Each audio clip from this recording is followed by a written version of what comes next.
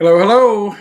This is my live test for YouTube. Just checking to see if anybody jumps in here.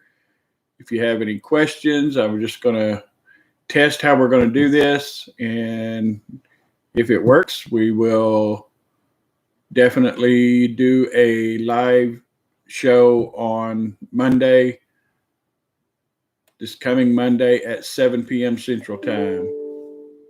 Hey, Michael. Glad to see it's working. I don't really have a lot to say. I think I already said it in the last video, but wanted to test this out and make sure everything worked before I officially schedule a show. Hey, Roselle. Good. I've been bugged about doing a Zoom call, but we're limited on the Zoom call, so I figured this would be the easiest way to do it. So we'll see what happens here. Hi, Adrian. All right. I wasn't expecting so many. Thanks, Pam. Wasn't expecting so many to actually show up for this.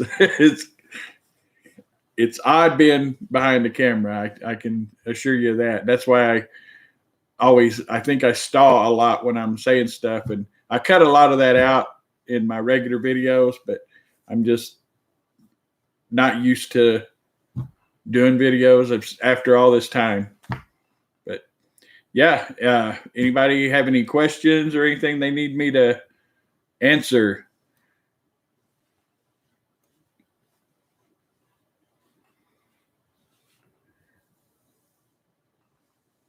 Mike, Shamika, I'm just blown away by people interested enough in what's going on that we're all waiting on the same thing here. We're all in this together.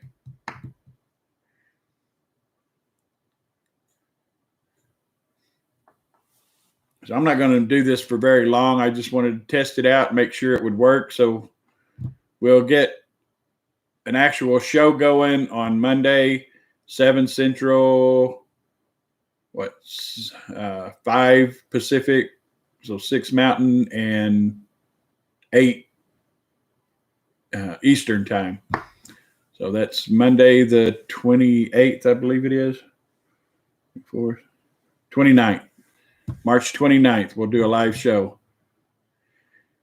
Mike, I haven't.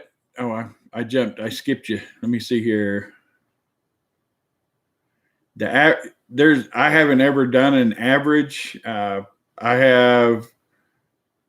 would say over half have 3 to 5 blocks, and it ranges anywhere from 3 blocks to 500 blocks. We have just over, I want to say 610 members, somewhere right in there. So divided by 10,000 blocks. So I guess that would average, I don't know. My head can't do that kind of math right now. But yeah, about 610, 612 members, 10,540 blocks. So whatever that amounts to. I have not heard anything more than most of y'all here. I don't even really have time to look at a lot of news. People will call me and say, "Hey, have you heard this or heard that?"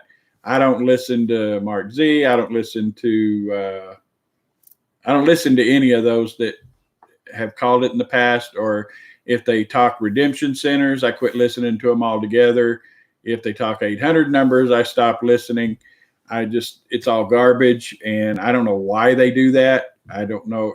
Maybe they believe it, and they bought into some hype somewhere, sometime, somehow, but all that's fake. It's all, none of it's real. So there's so many people that I don't listen to anymore. I will occasionally go in when I have some free time. I'll go into Alpharot and Shack something or another. Anyway, I'll look at some of the news websites that show Iraqi news, and I'll read it directly. The easiest place probably to get the entire grouping, if y'all follow Pimpy, he always uses search for dinar, and all they do is, I guess, just list the articles, and they always provide a link down below so that you can verify it. And that's about the only time I ever really look at something is when somebody points something out to me. There's just no time. I mean, I work between 14 to 18 hours a day, and I just don't have the time to look at the news. And I figure years ago when I first got into dinar, I absorbed everything I could, because back then there were so many frauds out there that made you think it was happening tomorrow. Every day, this had to happen, and oh, they signed this, or oh, they announced this, and it's going to happen, without ever verifying any of it. So you were hooked. You were hooked daily on the fact that it was happening tomorrow, or it was happening Friday, or it was going to happen by Monday. And I don't know how long some of y'all have been in it and had dinar, but back in 2012, I think it was, somewhere in there, and it's probably happened since then, but many people flew to Reno so they could be the first to cash in. And there's probably some people still there waiting in line. But yeah, there's so much fake out there. It's sad that they go to that extreme just for, I don't know if it's for hits, for likes, for donations, for selling merchandise, for ad revenue. I mean, the numbers vary as much as the lies they tell. So I just don't listen to very many at all. And reading the articles, it's proven over and over again, nothing is going to make this happen any faster. So the news doesn't do a whole lot for me. I just can't get into all the hype, and I spent too much time in it. You burn out. I don't think any less that it's going to happen. It doesn't deter me. All the fake out there and all the lies that people have told don't make me believe any less that this dinar is going to revalue at some point.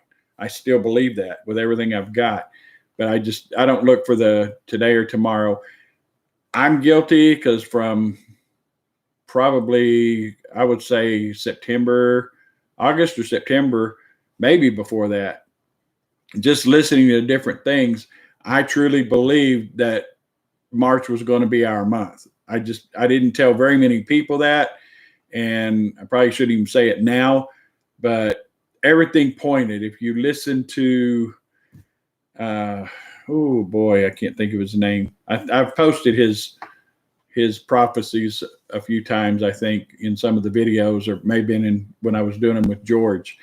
I just truly believe that some of the things he was saying, and other prophetic people, and they may read their messages wrong. I mean, I don't think they made it up, and we still got some time to go in March. And Roselle, I've told you that I believe March is it, and I'm going to keep believing it until April 1st. Then I'll refigure what I believe and what I think. But everything that I've seen, not necessarily what Iraq is doing and their government is doing, that is part of it, because I think once Erbil and Baghdad finally do get their act together, but how many times have we heard that it's a done deal? Now they postpone it. It's a done deal. Well, there's a hang up. It's a done deal. So until it actually happens, I'm just tired of hearing the agreement has been reached, only to see the next day or two that they're meeting again. Well, then obviously they haven't reached their agreement. So there's just so much hype out there, and it's good to get excited, but how much can we count on anything that they say to be factual? And they may mean it when they say it, but something keeps worming its way in and creating. I don't know if there is a delay in the dinar revaluing. How can we say that there's a delay when we don't truly know the date they set? We only know a date that somebody said it was going to happen. And that's what I try to tell people. Don't get discouraged with any of this. I'm going to continue to believe that something good is going to happen from all this. I mean, what country remains at a rate after they've been invaded? You know, we took them down. It was over $3. We took it down to, you know, I think it was you could buy a lot more dinar back then, you know, 18, 19 years ago, or 17, 18 years ago, whenever it was, 2003. So 17, 18 years ago, you could buy a million dinar for around $400. So it has more than doubled in value. So those people that bought early on are already making a profit, not the profit they're looking for, of course, but it just shows you how much Iraq, I want to say it was over 3,000 dinar to the dollar at one time. So they have increased from there. So anybody that says nothing is ever going to happen hasn't looked at the history of what they've done since 2003. So yeah, it's gradually increased in value, and we bounced back here recently, 3 months or so ago, from 1190 or 1210, whatever. Nobody seems to be set on an exact rate, but now to 1460, I think it's going to bounce the other way. At minimum, we're going to go back. There's just too much pressure on their government to leave it at the 1460. I think we're going to go back. If they don't go to a whole new rate and get off of the program rate, then I think we'll at least see back to where they were. That should only be temporary, or to me, it will only be temporary. I've said all along, I don't get, and I have never been able to get the answers on how much dinar was there in 2002. Okay. How much dinar with Saddam's face on it was out there? 50 trillion. And how much did they print since 2003? 100 trillion? I don't know the answer. I'm just throwing a number out there. But could part of all this be that they have to get back to have the same value? You'd think they would have to have close to the same amount of dinar. Are they buying it back? Are they slowly, with the auctions and stuff, have they bought back? What is their target? Is that a target? And nobody can honestly tell you for sure which way it goes. So I'm going to take just a quick second here. And I may have missed somebody here, something. Let me bounce back here.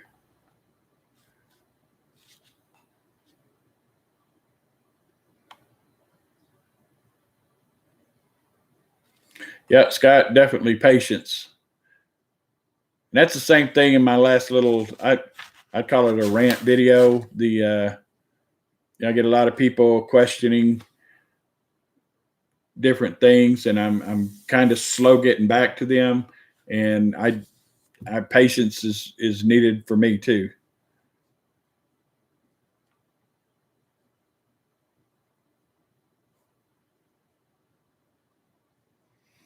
Yeah, Jan, I could do the math. I don't think it shows here, but I want to say we've got 10,000. I'm just going to use 10,550 and divided by about 612. So you're looking at about 17 blocks on average, somewhere in that neighborhood. Like I said, we've got anywhere from 3 blocks to 500 blocks.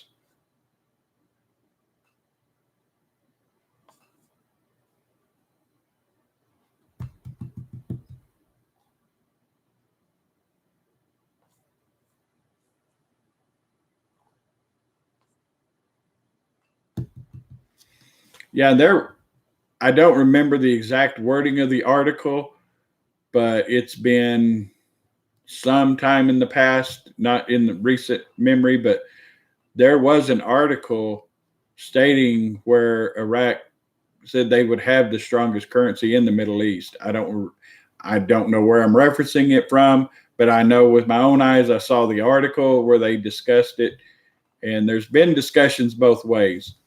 So I have absolutely no doubt that something is going to happen. I just don't know what or when. The value of each block, I think the last time I checked, it was just over, either just over or just under $100 a block. I mean, we haven't increased that much yet. But once you take out, and I think I showed it on one of the earlier videos. I know I showed it in that lengthy video I did. But when we send, let's say I send 10,000 over there, they're going to charge me 80. I can possibly see. Let me.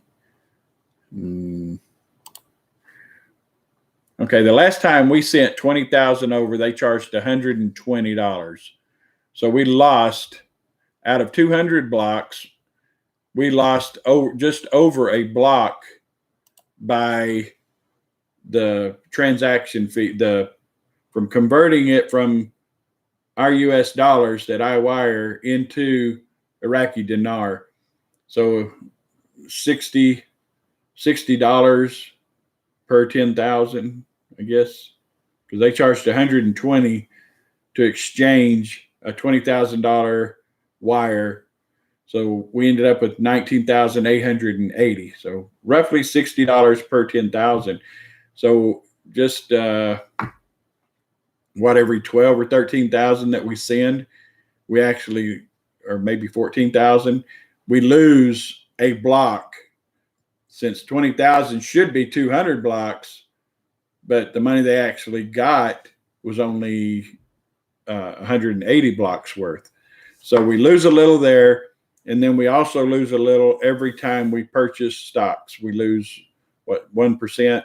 So there's a loss there. So for our stocks to have increased enough to where we're still right at what we've sent over there in value, is, to me, it's pretty good. I mean, that's only thanks to the stocks increasing in value.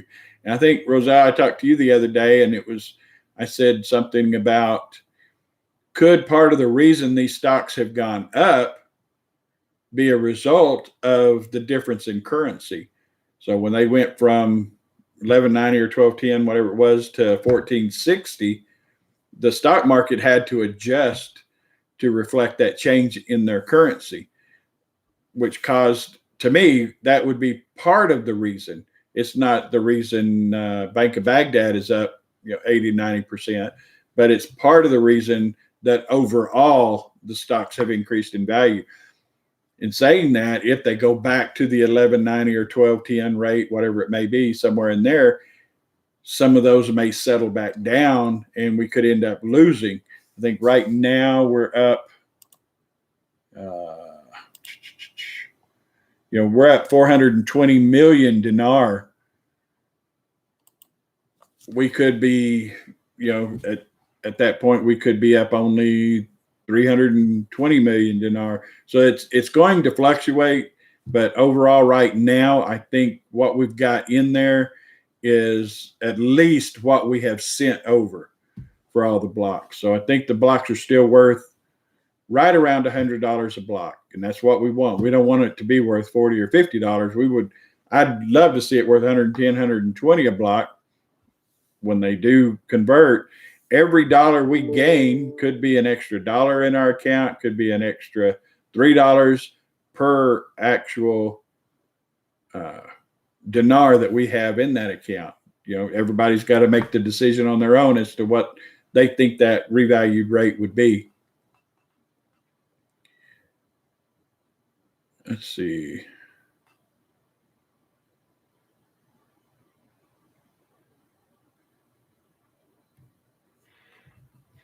All right.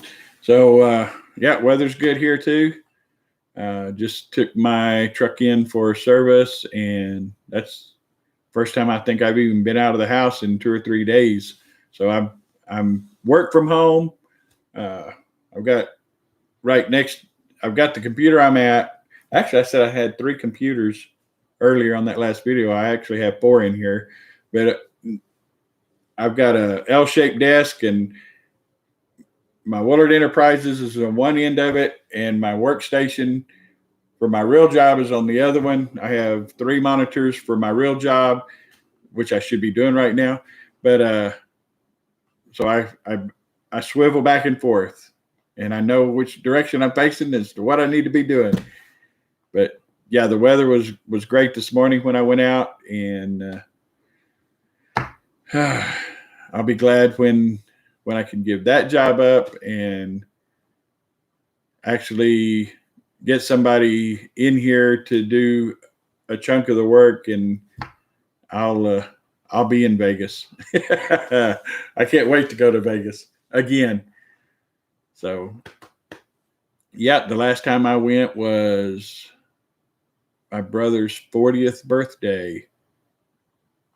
All of us went out. There was probably 24 of us that went out to celebrate his 40th birthday, and that was over 21 years ago. I think it was in 98. Yeah, it was in 1998, November of 98. So it's been a while. I've been to Nevada a couple of times since then, but in the lower end, and haven't been to Vegas in a long time. The last time I went to Las Vegas, they were testing that overhead lighting thing on Fremont Street, and we got to see them testing some of that light show, and that was fun. But I haven't been back to see the actual light show, and got a buddy that's been doing a show out there for several years, and he's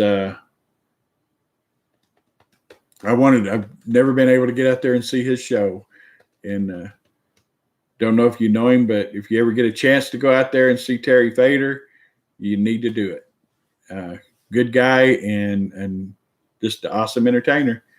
Some of you may have seen him on America's Got Talent, but yeah, and he was already popular. I can tell you, in 2010, I was doing my first 2008. I was doing my first. I used to run a charity. It was the Christian Music Hall of Fame and Museum, and we were supposed to get Larry. Oh my gosh, I cannot believe I just went blank on his name. Anyway, a very popular Christian singer named. Oh my goodness. Anyway, Larry Norman, and he had passed from the time we were getting the show scheduled to the date of the show.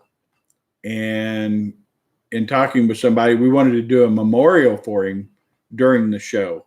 And I was trying to set that up, and this lady said, well, I have somebody, and let me confirm with them, and I'll let you know if they can do the memorial for him. And they were friends, and she said, let me get a hold of him and I'll call you back. She calls me back, and she said, yeah, he's agreed to do it. And she was getting everything set up for me, and his name is Terry Fader. I said, really? So he came in, he arrived to do his part of the show, and this was a family affair. So my sister and a couple others, he walked in and was talking to them, and my sister, as I'm walking up, I was walking by one hall, and I looked down the hall and I saw him. And so I start walking towards him, and my sister was talking to him, and she introduced herself, and she said, and I'm Andy's sister. And I thought, well, the guy doesn't even know me. So I walked right up beside her, and she said, I'm Andy's sister. And I said, and I'm Andy. So I said, let me show you backstage or where. Walking with him, we walked up on stage and we walked backstage, and I said, you'll enter from this side, going through it, and telling him who was going to announce him, all this stuff. And he had Winston. I don't know if y'all are familiar with him, but he had Winston with him, and he's carrying him like it's a child. And I said, would you like to put him down somewhere? And you don't have to hang on to him. I said, everything should be fine back here. I had a table with all the awards set up, and then I had another little table set up with something on it, but there was plenty of room. I said, you can set him here if you want. He goes, oh, okay. He just lifts up the tablecloth and chunks him under. he said, he's the only one with me tonight. All the others are literally on a plane to Las Vegas for a photo shoot. And I said, they're on a plane. He said, they truly are actually in the air right now on their way to Vegas. I said, are they flying first class? So anyway, we talked a couple of times since then, and he'd let me know, if you get out here, just let me know, and let another person know that I was actually dealing with, who was his assistant.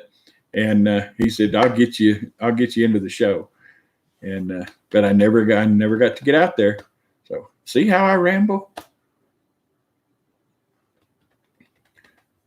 But he's very, very talented.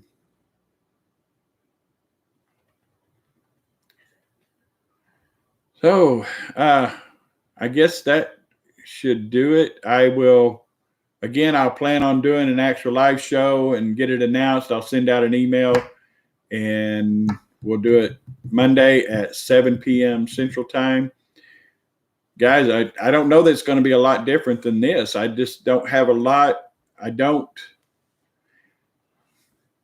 The reason I don't do a lot of news is I don't want the appearance that I'm trying to build anything up or do anything. It's where I struggled before with you know who, and I don't want it to look like I'm trying to entice you to buy more blocks or get you to push to buy more blocks.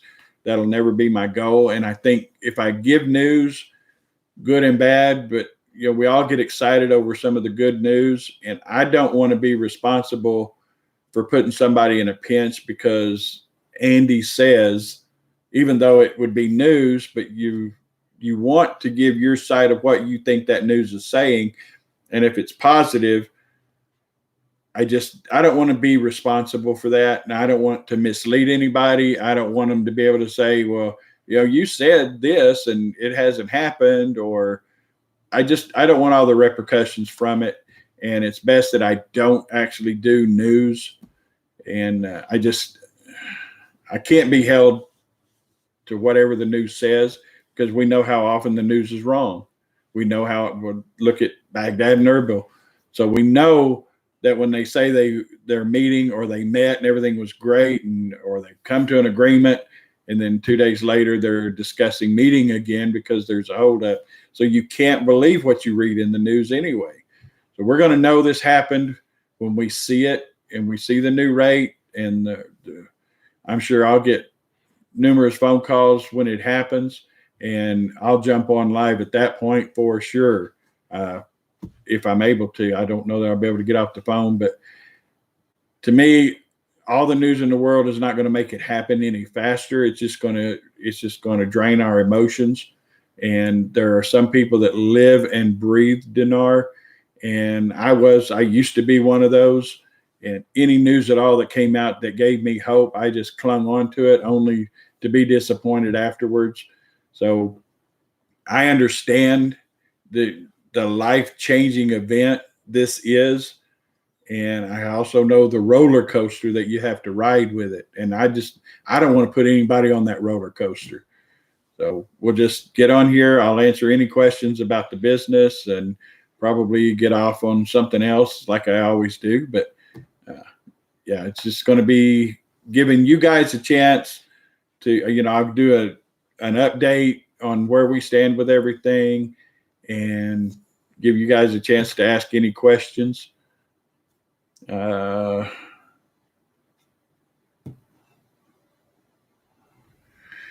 My trust was done through, I have a master's trust. Well, I have two, but my beneficial trust, they're both master's trust, but I have a beneficial trust, and I went through, his name is Albert Aviles. If you go to themasterstrust.com, let me just type it in here real quick to make sure. Themasterstrust.org. And That's Albert's site, Albert Aviles. I apologize. I'm probably destroying his name.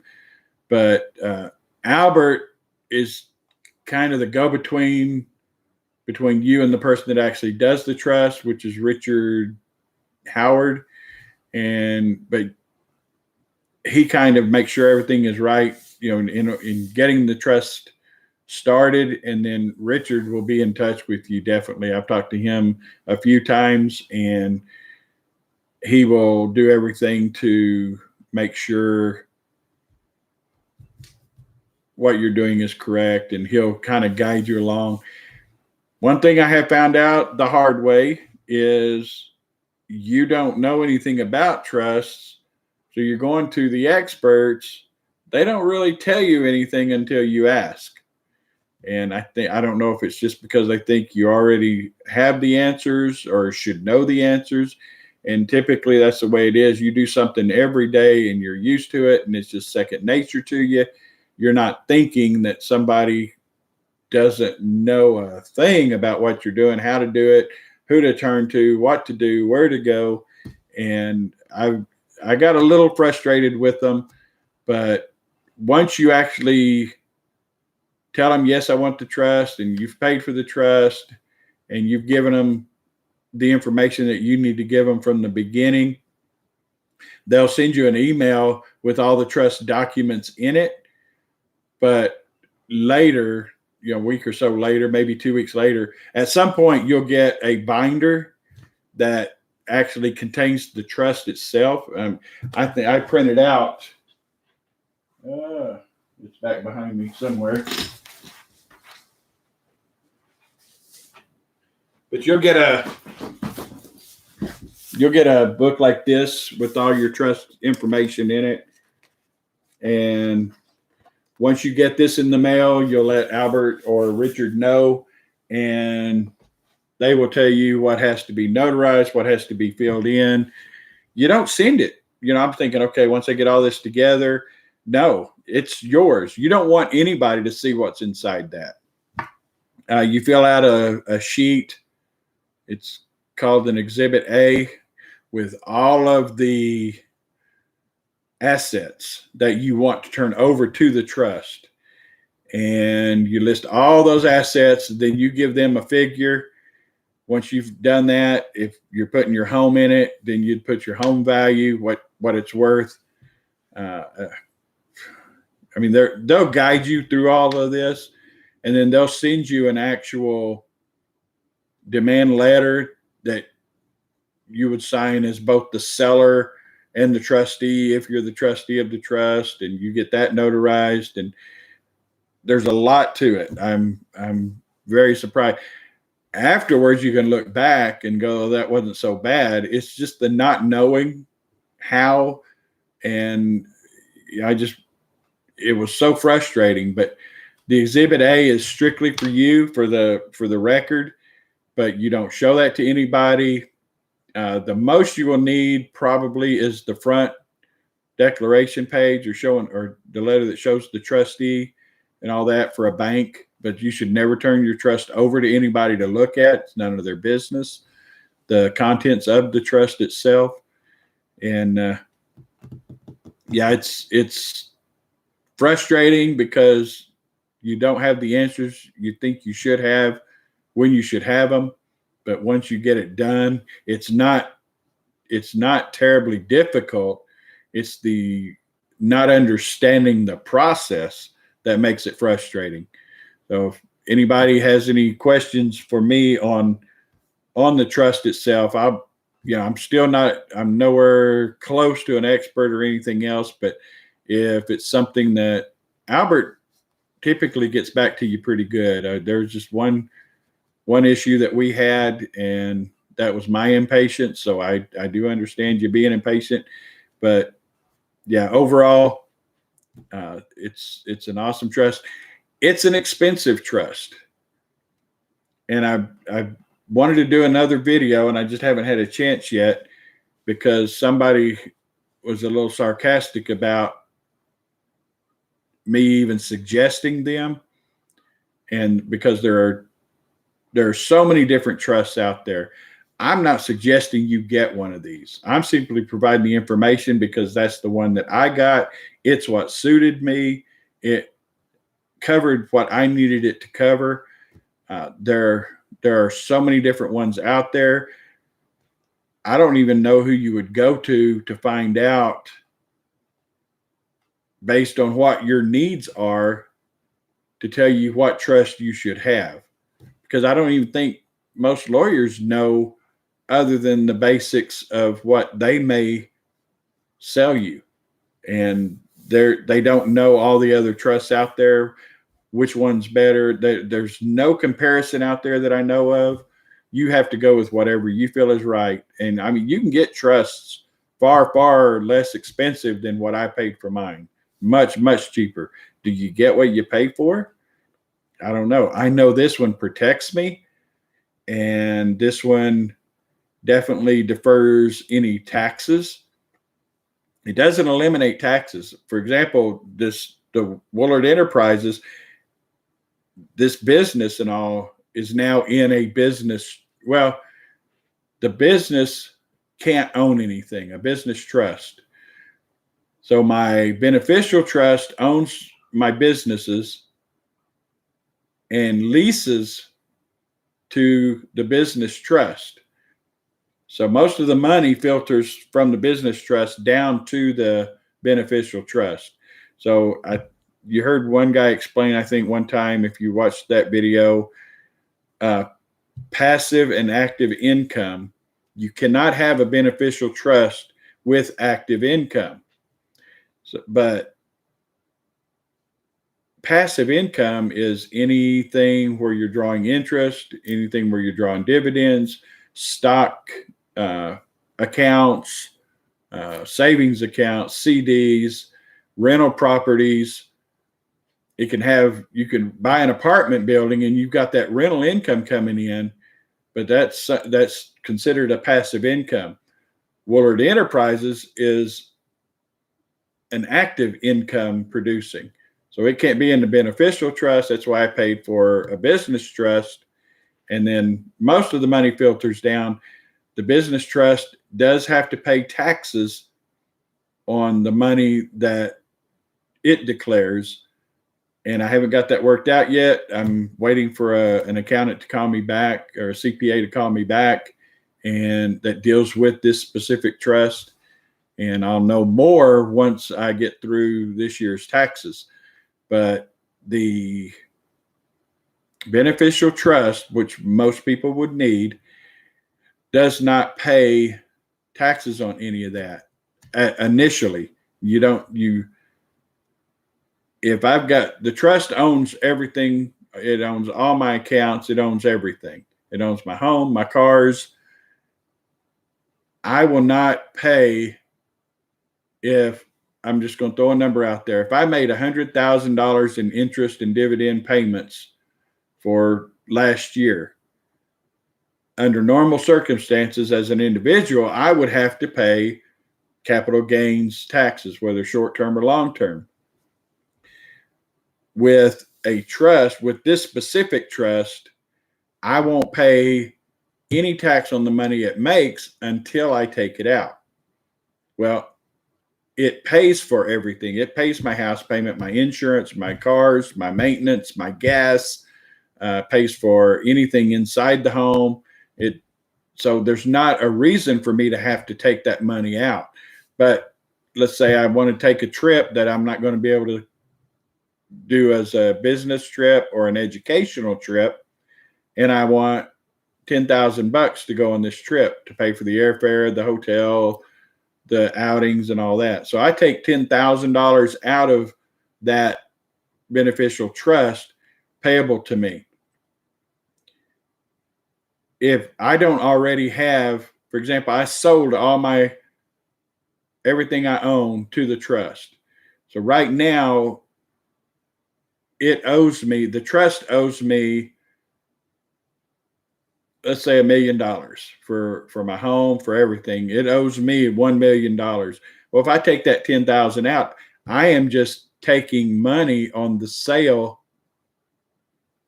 I've done a demand note, so it's paying me back part of that demand note. But let's say it's already paid me back everything that I put into it initially. and it's strictly, I'm going to take 10,000 out. Now I'm going to have to declare that, and the trust would send me something similar to a 1099. I don't remember the exact number, but it would send that, and I would have to report that 10,000 on my taxes as income. But that's the only time that the trust isn't going to pay any taxes at all, but it will pay, the beneficiaries will have to pay something on that. So it's complicated. It's tough to learn. There's a lot. I am very fresh at this, so I've got a ton to learn, but there are definitely, with dinar and with the amount, if you got any significant number of blocks, okay, I've got a person in my family that has somewhere over 20 million dinar, and let's say it goes 3-1. She has $60 million. She's going to end up having to pay long-term capital gains because she's had it for about 9 years now. So she's going to have to pay long-term capital gains on 60 million if she cashed it in and got 3-1. Well, on that, let's just say it's 20% capital gain. Long-term capital gains are at 20%, which the guy we've got in Washington now, sadly, is going to try to raise that up quite a bit. But let's go with 20%, $60 million. That means she is going to pay $12 million in taxes. I can list any deductions, but when you're talking that much, how much are you actually going to be able to not have to pay? So $12 million. Okay, I paid 12 grand for my trust. It's going to pay for everything for me. I still have $60 million in that account. So for me and what I want to do and what I'm expecting to happen, you combine it all together, a trust is a remarkable way to go. It keeps more of my money, not my money, but the money in their hands and not giving it to Uncle Sam for absolutely nothing. So I'll pay as much tax as I have to pay, and I'll use every deduction possible to pay as little as I can in the end. There is a fine line, from what I'm told, there's a fine line between tax evasion and tax avoidance. Tax evasion is illegal. Tax avoidance is 100% legal. The Supreme Court, I believe, has upheld that anything you do to avoid taxes is perfectly legal.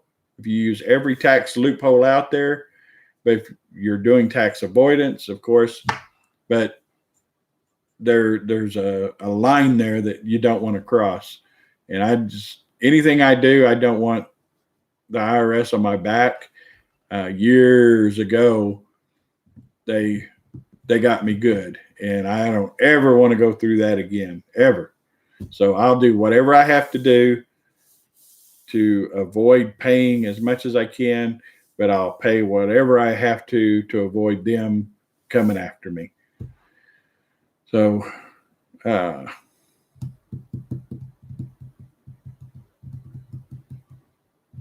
not sure if it's capital gains. The trust that I have is irrevocable. It's a non-grantor, which basically means that in the writing of the trust, every trust has a grantor, and they work in different ways. But the trust I have says that as of the grantor signing the trust, he is no longer in the picture. So I couldn't be a grantor on my own trust and be a trustee. So I had to have somebody else, and they said, find somebody. Well, I was going to get my daughter-in-law to sign it because my son could still be a beneficiary. Anything I was going to give to her, I could just give to him. So when I explained what I was doing, they said, well, if there's any chance ever that you might possibly somehow want to pay them, as a beneficiary or give them anything from the trust, you don't want them as a trustee. Albert actually said he would just go ahead and sign it. So because you have to have a social and all that. So he took care of that on his end.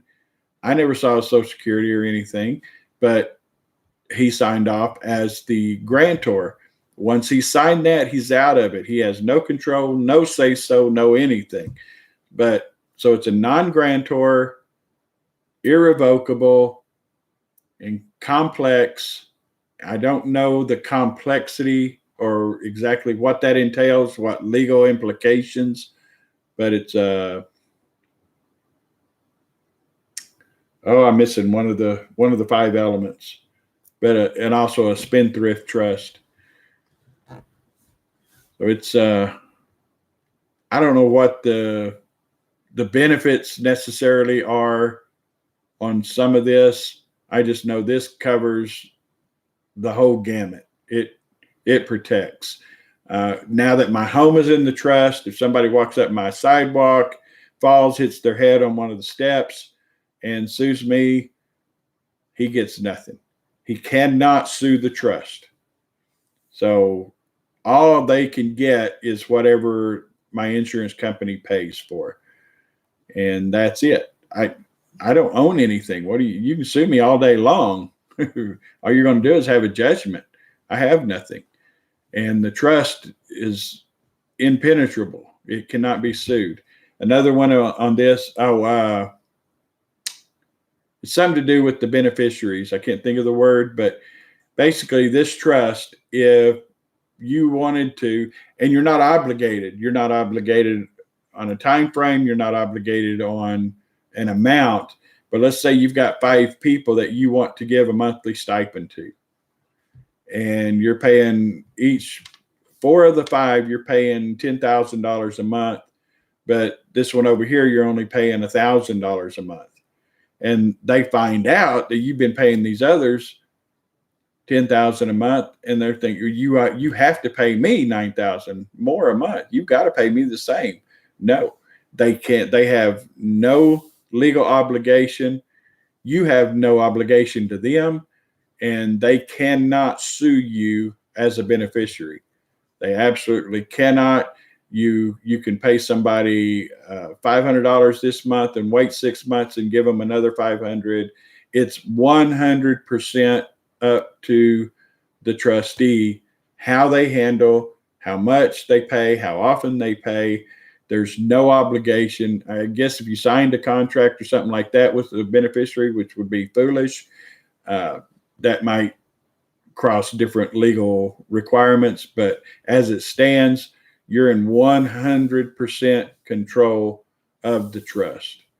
Nobody can demand anything from you. No beneficiary can demand anything from you. And what you'll do is if you list yourself as trustee, you'll have backup. The paperwork allows you to list up to 4 trustees. And one of the things is that the trustee cannot be a beneficiary. Okay. And so you want to make sure that you have things lined up. As far as for me, well, my wife is a beneficiary and she can benefit all day long from it. Or my kids can benefit. My brothers and my sisters can be a beneficiary. Anybody else, I just can't be a trustee and a beneficiary on this particular trust. So I can get long-winded, folks. I apologize if most of you are bored and don't want to hear all that. But anyway, the live feed does definitely work. And so we will definitely do a live YouTube on Monday. And if there aren't any other questions, we'll go ahead and call this a wrap, because if not, I'll talk your heads off. But yeah, if you have trust questions, probably just shoot me an email and I'll do my best to answer. Just don't hold me to it, because I am definitely no expert. I can only give you information based on what I've experienced so far. Okay. All right, then. I appreciate everybody's time. Thank you for helping me test this out. And I will see what we can do on Monday. Until then, everybody, God bless you all. Thank you all so much. I appreciate you taking your time out. And we will talk to you again soon.